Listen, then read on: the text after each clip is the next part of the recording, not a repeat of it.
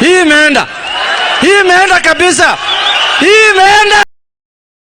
Welcome, ladies and gentlemen. Thank you so much for your great support always. I'm so grateful for your continued support to this channel. Thank you so much, ladies and gentlemen. Now, as we speak, these elected members of parliament who are allied to William Ruto, they are now giving William Ruto ultimatum. And they are giving William Ruto a chance to correct all the messes that brought this hostility to the government and to themselves. We have been told that even these members of parliament, they are fearing that these hostile Kenyans might kick them out come 2027. And already, that is something that has been sealed to several elected members of parliament as we speak now. Now, as we speak, there's a video of a member of parliament from Samburu who is claiming and blaming this government in front of Kindiki Kithure that we are not going to fear anything again. The way tumekuwa na uoga sana ya kuongea. You people, you have been talking about this plan, this project, mmepanga, mmetenga, mkaweka. Where are these projects? Because remember, when these projects ifanywi na wanaonekana wakitembea na William Ruto, remember, this hostility is also being transmitted to them. I want you to listen to this member of parliament, then we continue. But before we watch, as you always do, ensure you like the video. When you like the video, you automatically support the work that I'm doing in this channel. Because sometimes you watch and you forget liking the video. So this is just a reminder, please, as you watch, consider liking this video. Kuna project serikali imesema watafanya. Na unajua serikali Your Excellency, sisi hata tumeogopa kuongea mambo ingine. Kwa sababu kitu inasemekana itafanywa na haifanywi. Kuna ICT hubs imesemekana, moja itakuwa Wamba, moja itakuwa they are on the way, don't worry. Yeah. And there are also the issue we'll of do markets. 1450 by 2027. Thank you. Yes, including the markets. Okay. Yeah. Thank you. Now, Your Excellency, hii barabara ya Lerata kwa Samburu East kuna barabara mbili, Your Excellency. Hii ya Lerata saa hii kuingia Wamba ni shida. Hata in fact huwezi ingia Wamba. Barabara imeharibika kiasi ya kwamba hata ukitaka kwenda town huwezi. So na serikali, by the way, president wakati alikuja alisema ya kwamba hiyo barabara ni kitu kidogo sana. Na watu, Your Excellency, wakati hata juzi kwa ile finance bill, wakati mimi naambiwa kwa nini unapiga yes, nikasema kwa sababu ya barabara. Na sasa itakuwaje tena ikiwa hakuna hiyo barabara? Itatengenezwa mheshimiwa. Asante. Yeah. On the same note, details are now emerging as William Ruto is a man under siege. As now he's being told, he must redeem himself and he must put things all right, or else he's not going to survive beyond his expectations.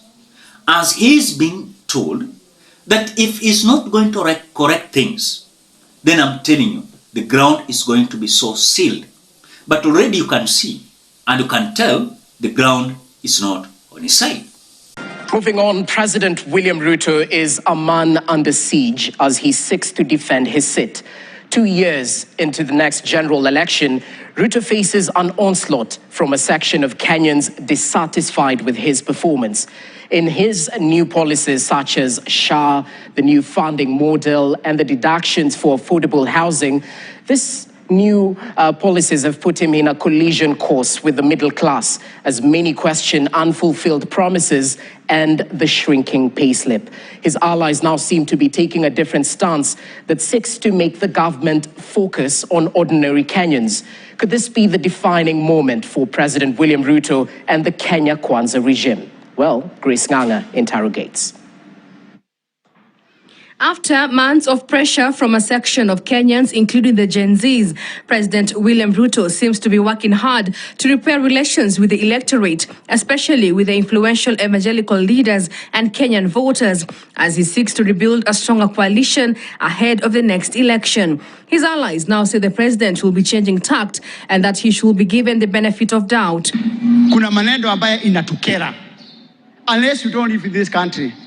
Ukienda kwa hospitali, it is true, inpatient inafanya kazi. Outpatient haifanyi kazi. Majority of us tunaendaga outpatient. Si ndio hiyo wa Kristo? If it is not working, it is the responsibility of this government to listen to the people and make sure that the outpatient works. As I stand here, tutaangalia hiyo maneno yote. Anything that will be coming up, we are going to be a listening government. Some analysts claim that President Ruto is desperate and restless to regain his popularity and has to employ every strategy to garner support from those who voted for him in 2022. The things he has been ignoring, he must now begin to look at them more realistically. Because the things are out there, they are open. Now, including his own close people, begin to talk about some of the excesses, like taxation. I'm happy that members of parliament pronounced themselves. Professor Kidiki, Deputy President, pronounced himself. That tells you the president has listened, and through members of parliament and Kidiki, he has pronounced himself. When they make such comments, these are political statements they are trying to tell the government that if you don't improve on what we are doing, we shall not suffer when we face our electorates come 2027 because of you as a government over your failures. For millions of salaried Kenyans, the sting of taxes goes beyond the numbers on a payslip. It's a daily fight for survival, with up to 45% of their earnings taken before they even see their paycheck. Workers are left scrambling to cover the basics, let alone put anything aside for the future. What he needs to do, he must do it immediately. Time is of essence. If he delays whatever he will do, it will be too little, too late. People say he's now started doing what he did in 2022. He now wants our votes. That's why he's even lowering taxes. He will return the taxes after he wins again. As the government tightens its fiscal grip, the debate over Kenya's tax burden has evolved from an economic concern to a full-blown political battleground. He will need to restore hope and believability by the way he does certain things. Certain actions he takes should be able to bring back the people, at least to listen to him. And then he will take some action that will convince people he now understands there's a problem. In late December, Ruto intensified efforts to broaden his government by incorporating 3 key opposition figures from the Mount Kenya region after meeting former President Uhuru Kenyatta at his Ishaweri home.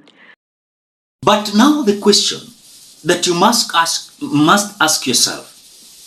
Remember, during the Finance Bill 2024 financial year, these members of parliament were so convinced to come massively to support William Ruto's Finance Bill 2025. They never knew that these Kenyans elected them. They were mandated to at least fight for the interest of the people. But for now, whatever is happening is extremely opposite, and you can confirm about this issue.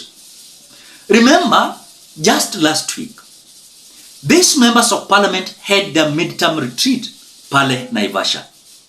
When these members of parliament coming out to confirm about the failures of SHA chief, you can clearly see these members of parliament, they are so disparate.